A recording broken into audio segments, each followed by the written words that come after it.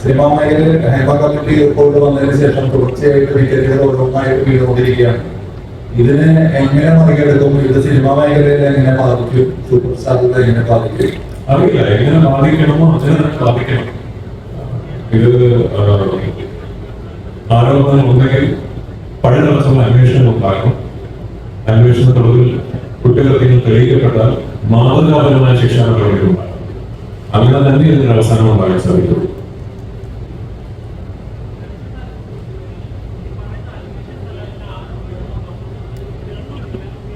അതുകൊണ്ടാണ് ഞാൻ പറഞ്ഞത്, ആരോപണം ഉണ്ടെങ്കിൽ അന്വേഷണം ഉണ്ടാകണം.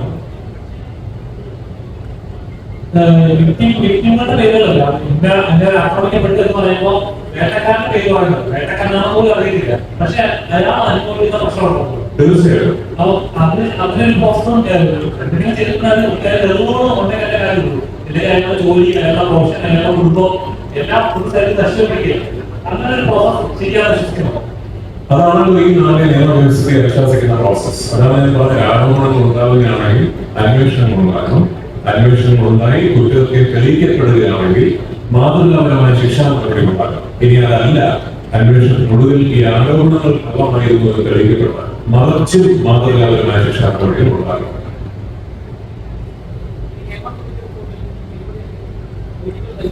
മൈക്കിൽ സംസാരിക്കണം.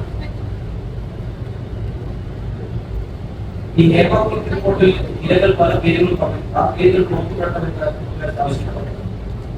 ഇല്ല, ഇരകളുടെ പേരുകൾ മാത്രമാണ് സംരക്ഷിക്കപ്പെടുന്നത് നമ്മുടെ നാട്ടിലെ നിയമവ്യവസ്ഥ അനുസരിച്ച്. ആരോപണ വിധേയരുടെ പേരുകൾ സംരക്ഷിക്കപ്പെടാൻ ഒരു നിയമവ്യവസ്ഥ ഇന്ന് നാട്ടിൽ ഇല്ലാത്തതുപോലെ അത് പുറത്തുവിടുന്നതിൽ നിയമ തടസ്സങ്ങളൊന്നും ഞാൻ കരുതുന്നില്ല.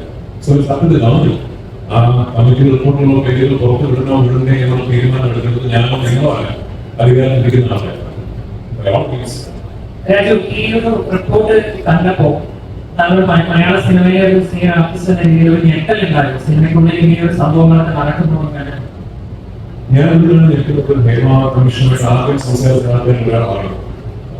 ഈ റിപ്പോർട്ട് സമർപ്പിക്കപ്പെടുന്നത് സിനിമാ മേഖലയിൽ സ്ത്രീകൾ നേരിടുന്ന പ്രശ്നങ്ങളെ കുറിച്ച് സമഗ്രമായ ഒരു പഠനം നടത്തുവാനും അതിനെ തുടർന്ന് എങ്ങനെ ഒരു സേഫ് വർക്ക് സ്പേസ് ക്രിയേറ്റ് ചെയ്യാൻ സാധിക്കും എന്നുള്ളതിനെ കുറിച്ച് ചിന്തിക്കാനും വേണ്ടിയാണ്. അപ്പോൾ ഈ റിപ്പോർട്ട് പ്രസിദ്ധീകരിച്ചു എന്നുള്ളത് ഞാൻ ഞെട്ടുന്നത്. അതിൽ കുറ്റകൃത്യങ്ങൾ ചെയ്തിട്ടുള്ള ആൾക്കാരെ കണ്ടെത്തിയിട്ടുണ്ടെങ്കിൽ തുടർന്ന് എന്താണ് നടക്കാൻ പോകുന്നത്, തുടർന്നുള്ള നടപടികൾ എന്താണെന്ന് അറിയാൻ നിങ്ങളെ പോലൊന്നും എനിക്ക് ആവശ്യമില്ല.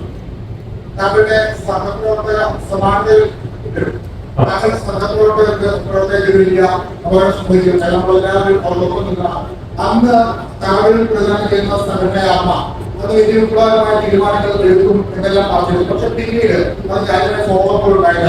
വീണ്ടും അമ്മയിൽ പരാതികൾ വരുന്നു. ആ പരാതികൾ അവിടെ ആരും തുറന്നു നോക്കാതെ ഇവയിലേക്ക് എടുക്കുന്നുണ്ട്. സംഘടനയ്ക്ക് ഇതുമായി ബന്ധപ്പെട്ട് ഒരു മിക്ക സംഭവിച്ചിട്ടുണ്ട്.